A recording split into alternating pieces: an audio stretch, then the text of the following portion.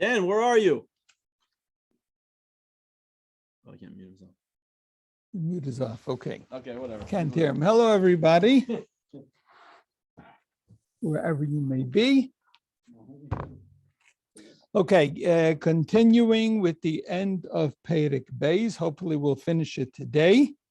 Again, keeping in mind the thread of Tanya, he starts, every Jew is able, and he says, relatively easily to fulfill every mitzvah and abstain from every sin. How is that possible? A person by nature is led to follow what is pleasurable for him, what is good for him, and not what is godly. And so basically he starts saying that every Jew is comprised of two personas, two souls. Each soul, as he's going to say later, is comprised of an entire personality of intellectual components, intellectual capabilities, and emotional capabilities. And in addition to that, each one has its own array of thought, speech, and action modes of expression.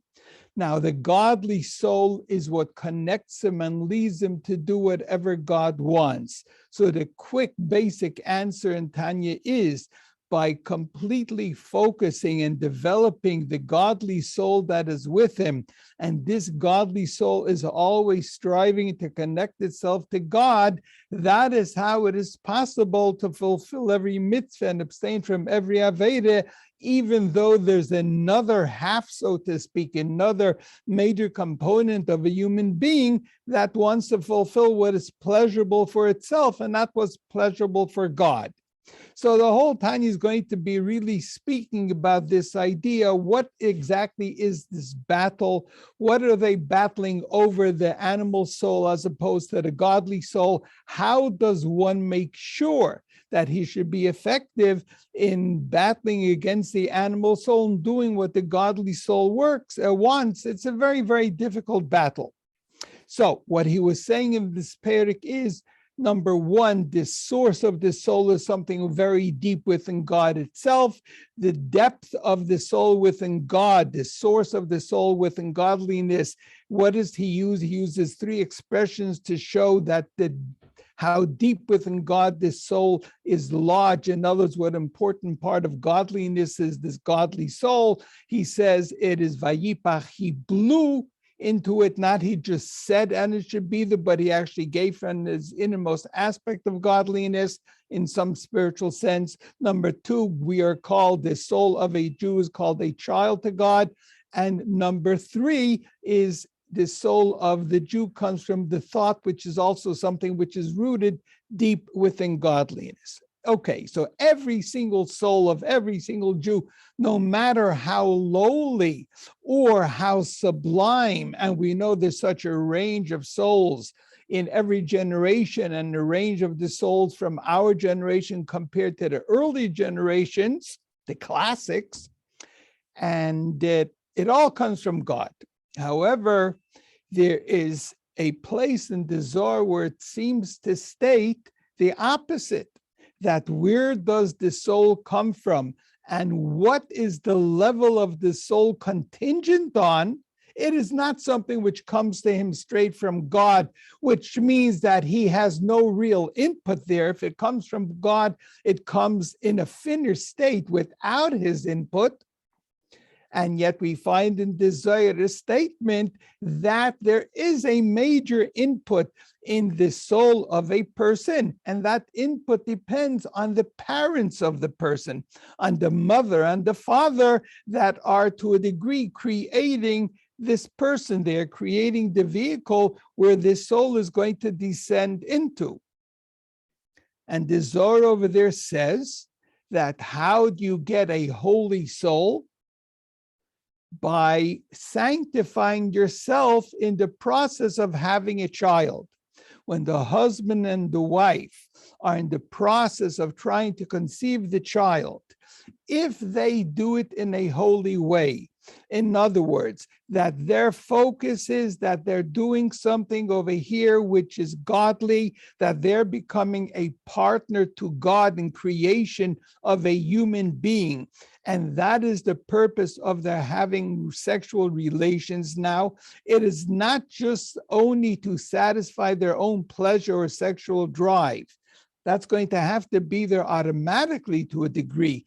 But they know that the reason why they're having the child is because God commanded it. It's commandment of God, and right away in the Parsha of Torah portion of Bereshis, Pru Urevu, have children and multiply and inhabit the earth. And that is the function of a Jew. The first function of a Jew is make another Jew. And therefore, if a person, the parents, when they're working on creating a child, they have this thought in mind that they're doing what God is telling them to do, to create a Jewish person, then their act itself is imbued with a holiness.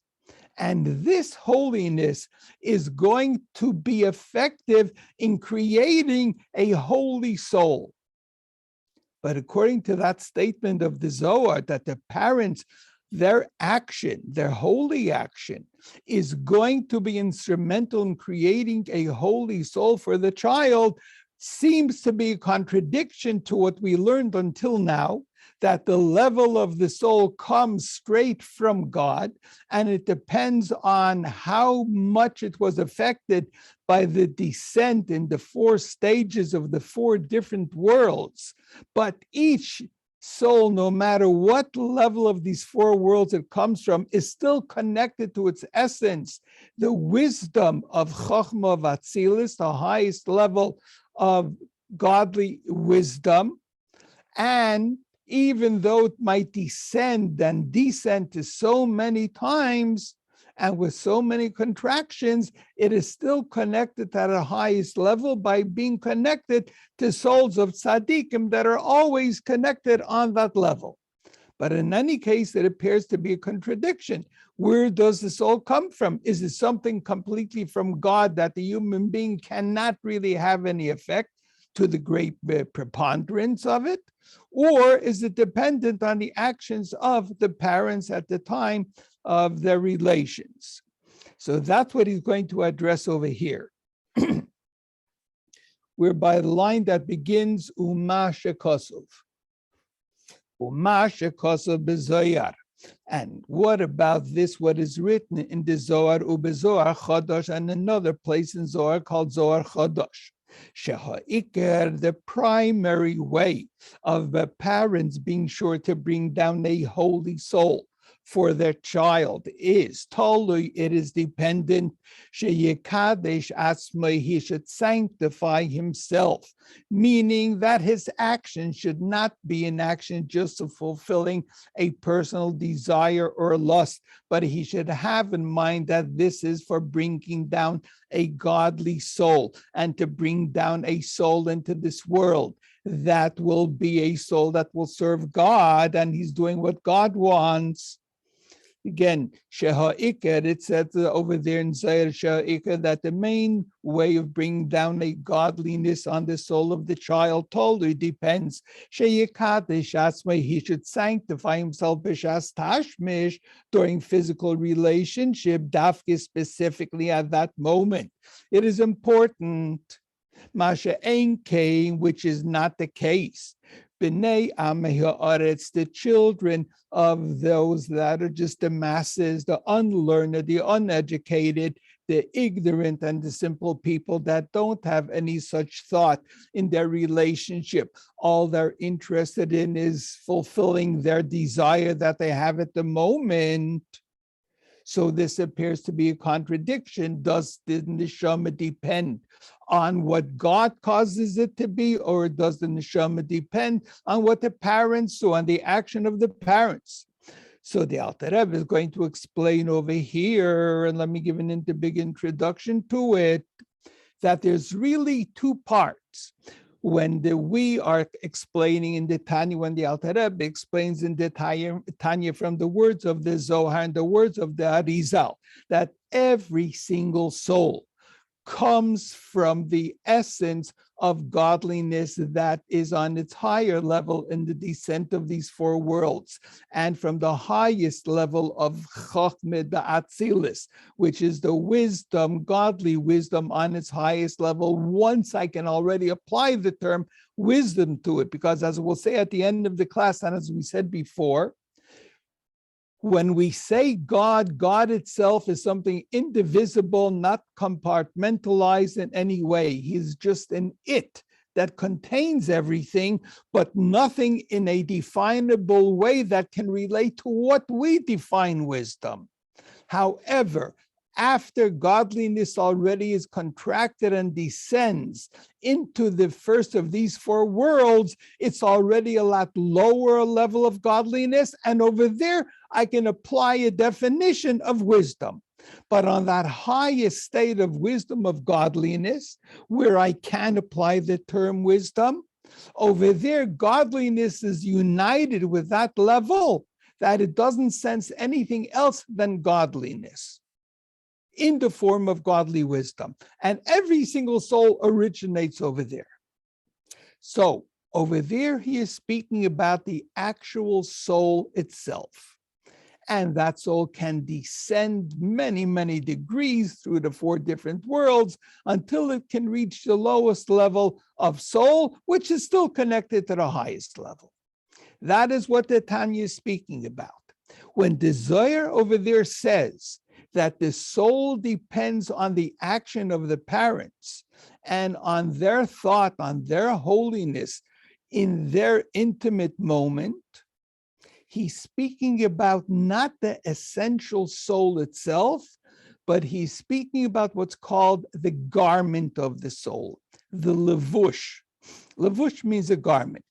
What exactly does this mean? Now, in different places, he explains that the garment of the soul, this is brought down from the Alter Rebbe's grandson, the third Lubavitcher Rebbe, and other places, the garment of the soul means the animal soul. As we said a few times, the interface between godliness that empowers the human body is the animal soul. The godly soul, the nefesh olikis, is too spiritual to be able to directly interface with the body. The animal soul is, so to speak, the intermediary between the godliness of the nefesh olikis, the godly soul, and the physical body. What is the meeting point between the spiritual or the spirituality of the animal soul, which is still spiritual, and the physicality? He said before, it is the blood within the heart of the person, specifically the warmth of the blood, which even though the warmth of the blood is also something physical, it is the most spiritual part of the physical body. Heat, the warmth itself of the blood, the heat of the blood, it's something that is in a sense spiritual, and therefore warmth and heat can actually pass through physical objects. So that somehow becomes the actual physical interface of the animal soul with the body, with the human body. The interface between the animal soul and the human godly soul, the nefesh olikis, is the animal soul. The godly soul actually functions through the animal soul. The animal soul contains a soul within it, which is the godly soul. So when the godly soul wants to do a mitzvah, the animal soul on its own does not desire a mitzvah. It is the godly soul functioning through the animal soul, bringing the animal soul somehow to the realization that this is good for it, for the animal soul, meaning for the human being, and then it will acquiesce. At least it will not oppose the human body from being a vehicle to do what the godly soul wants. So the godly soul works through a garment, which we're going to say is the animal soul.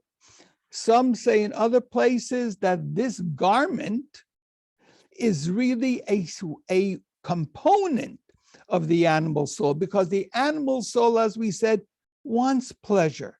It wants self-fulfillment. It wants gratification. That is what the animal soul is tuned in for. That's what it wants. How do we get the animal soul to start desiring a mitzvah, to do something godly, to connect itself to godliness, which is what the godly soul wants?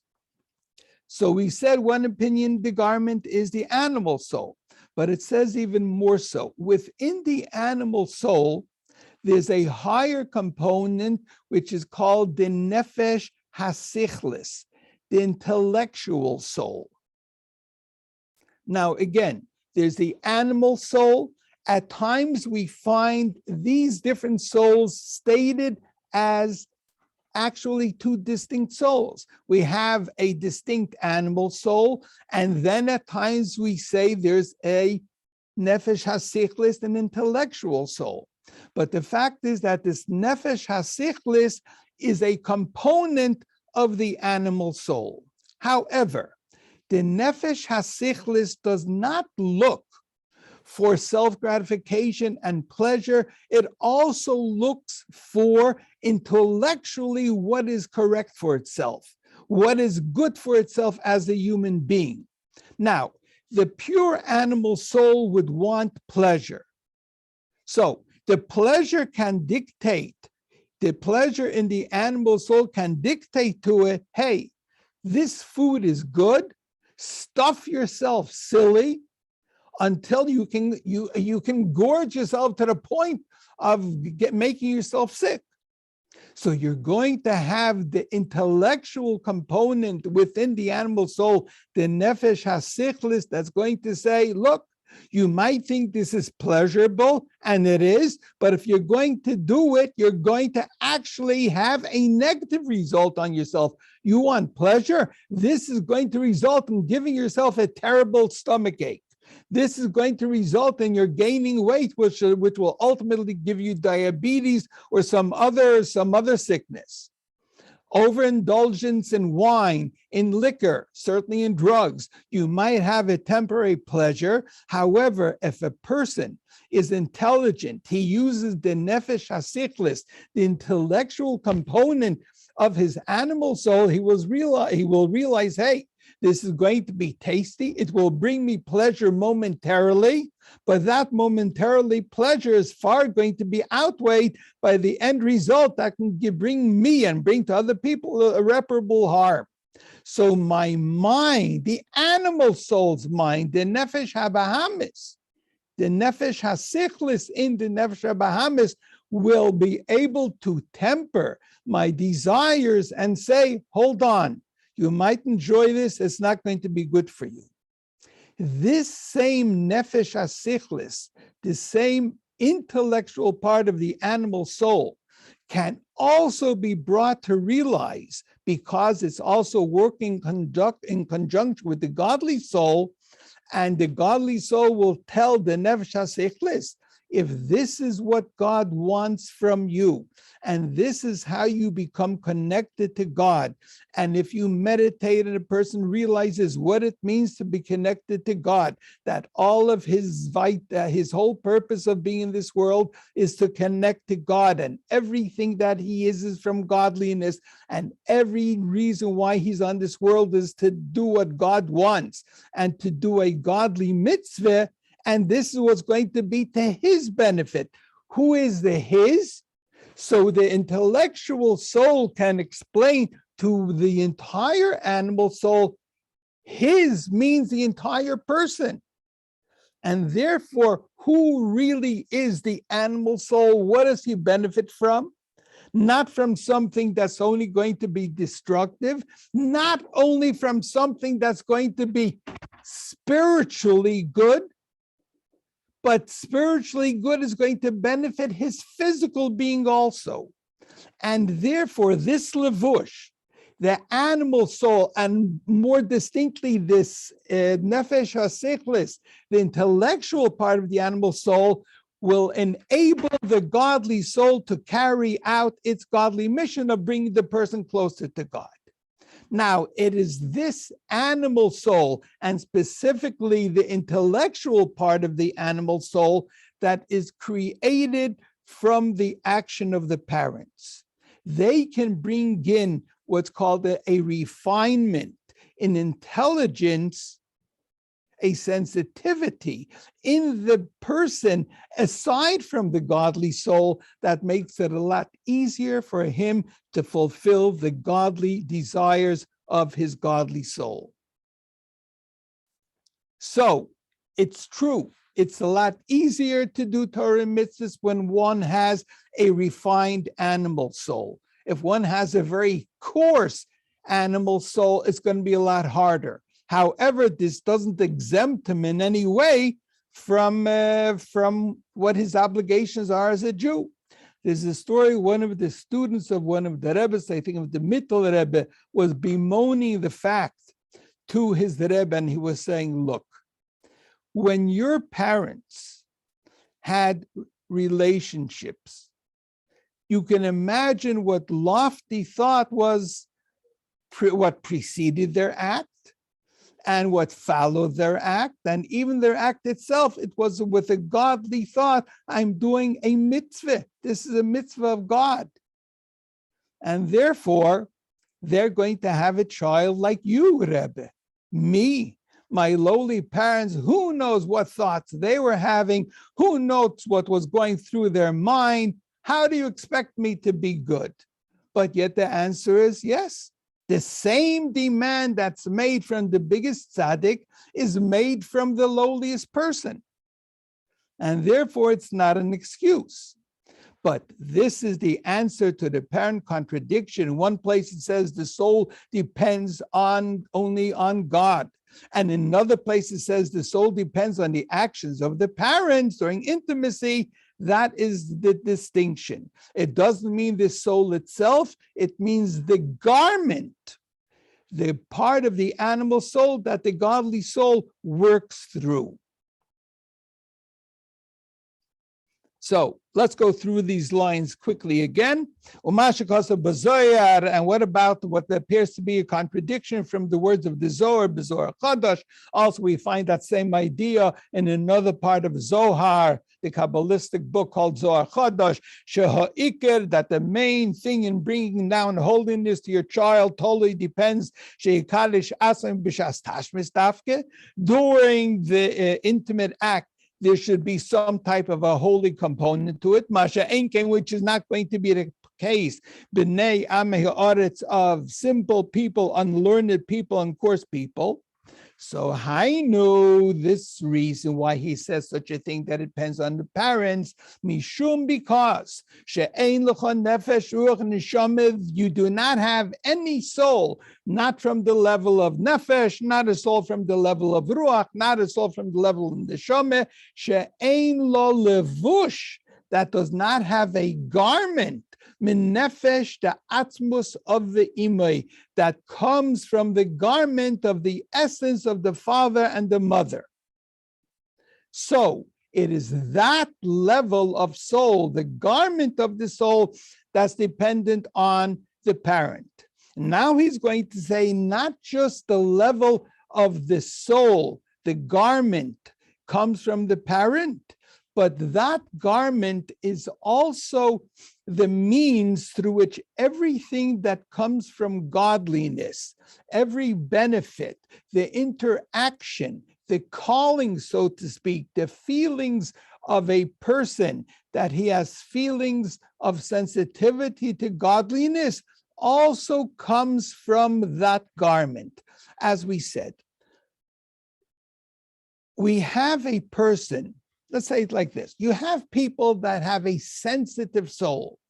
Somebody can be very sensitive in music. He has a feeling and appreciation for beautiful music.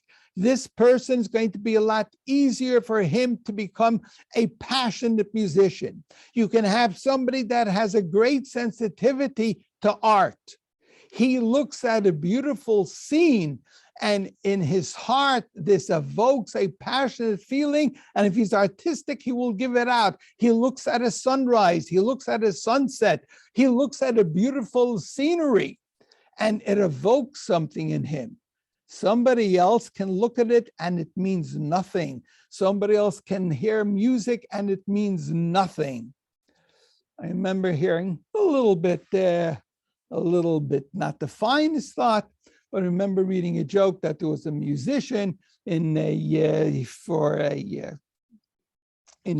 concert hall, and he was playing something on a violin, and the conductor's listening. Is during a practice session. The conductor says to him, "Tell me, were you ever with a beautiful girlfriend of yours on a moonlit night in Venice in a gondola?"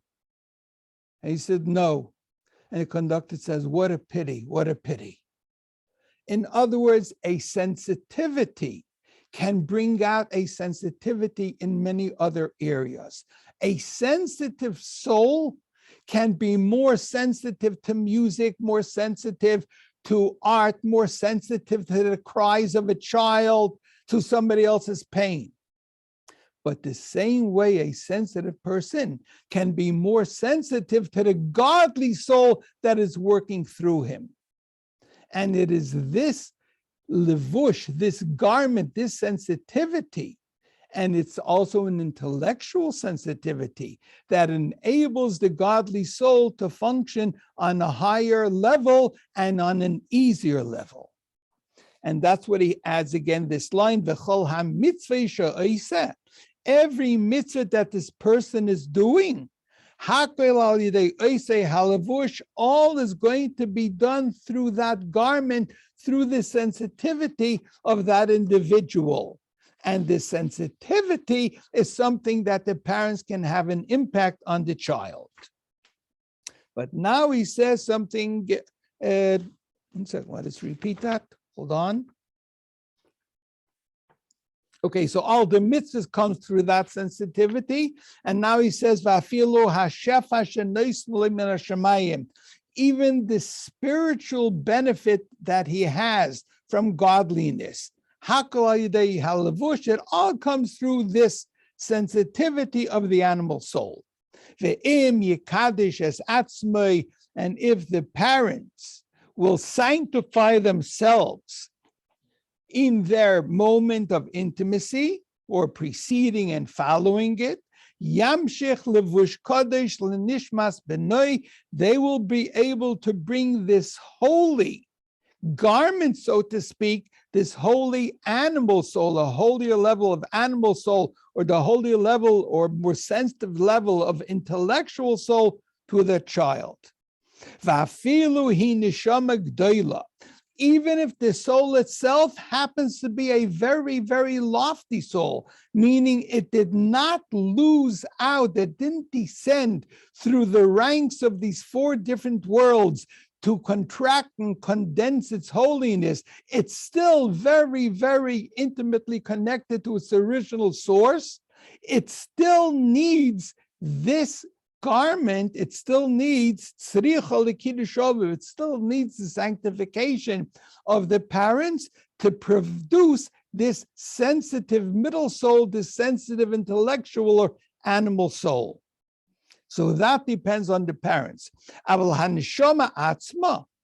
But the soul itself, the actual soul itself, so he says, at times, Nishmas Adam Gavaya Le'en Kates, the soul of a very, very high individual, meaning an extremely godly soul that has the potential to be a great tzaddik.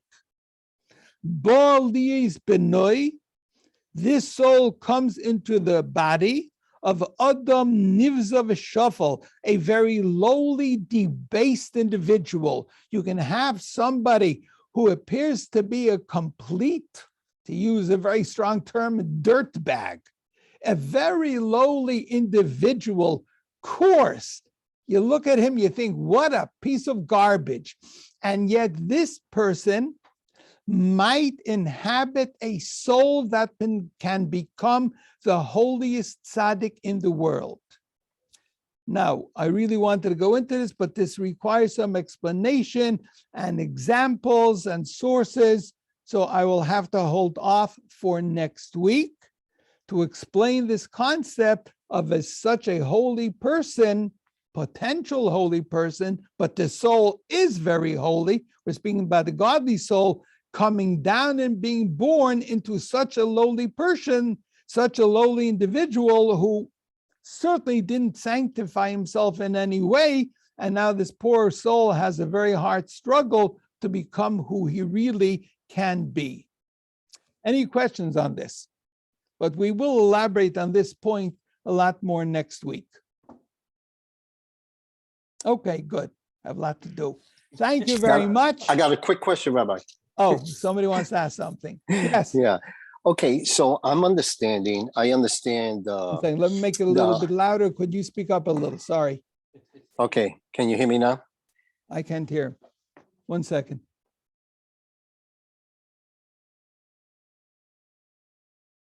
Oh. How about okay. now? Try Can it you now. hear me? Yes. I hear you.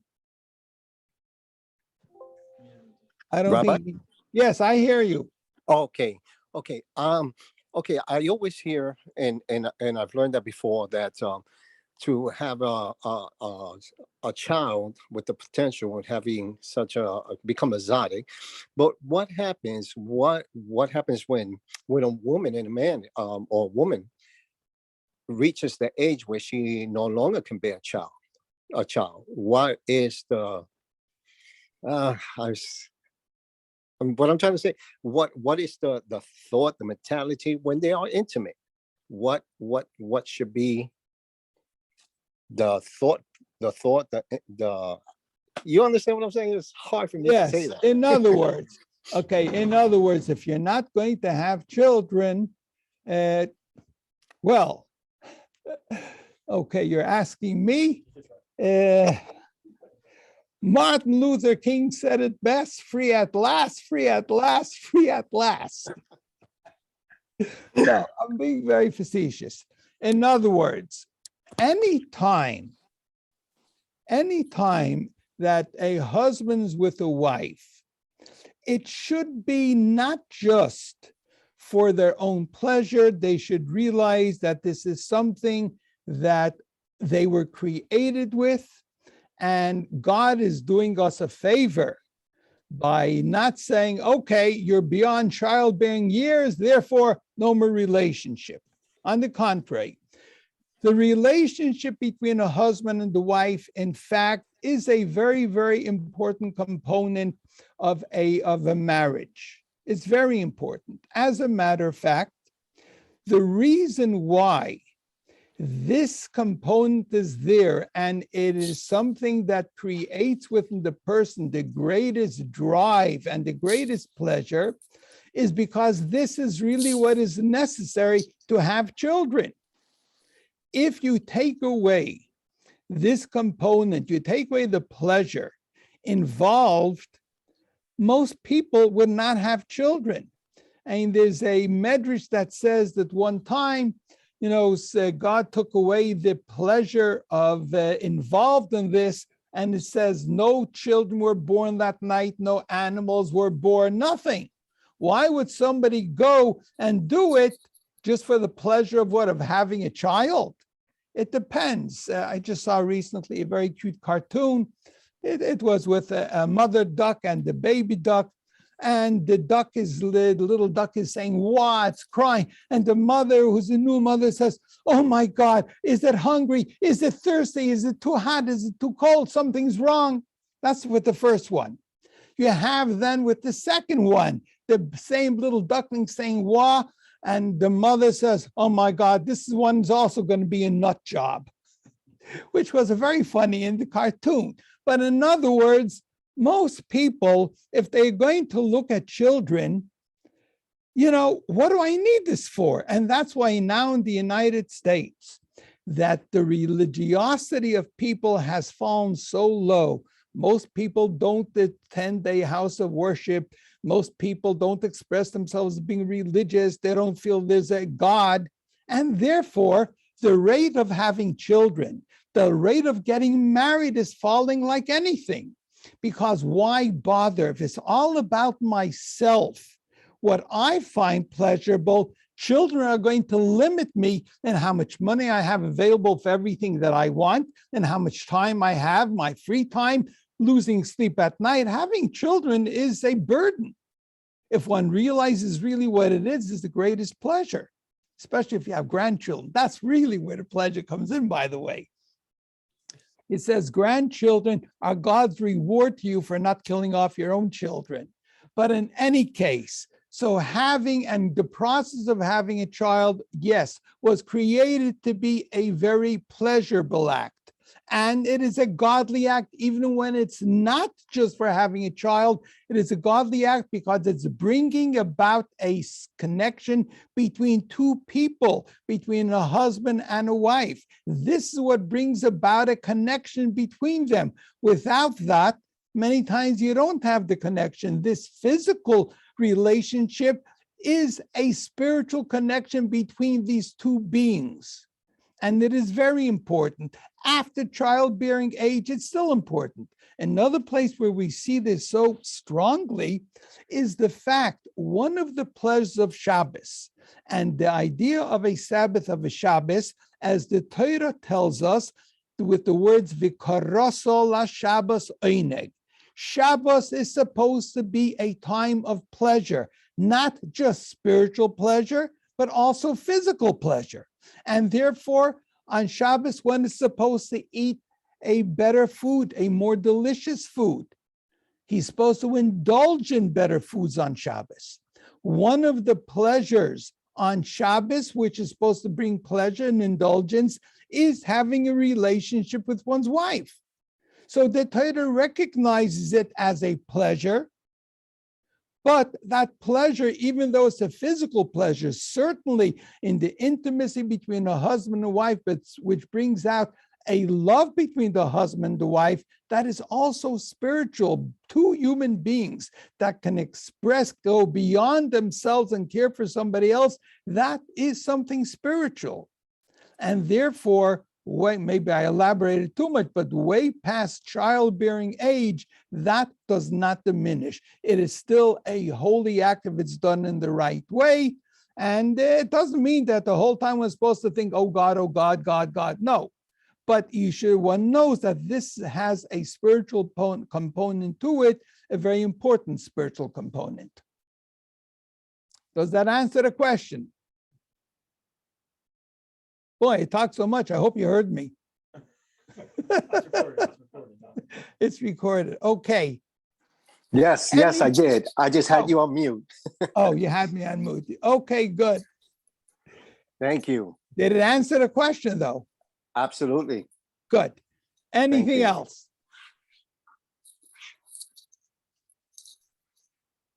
Okay, take care, All right. everybody. Thank you. Thank you. Thank Okay, you so take much. care, Hans. Thank you, Rabbi. Goodbye. Shalom, Rabbi. Shalom, shalom.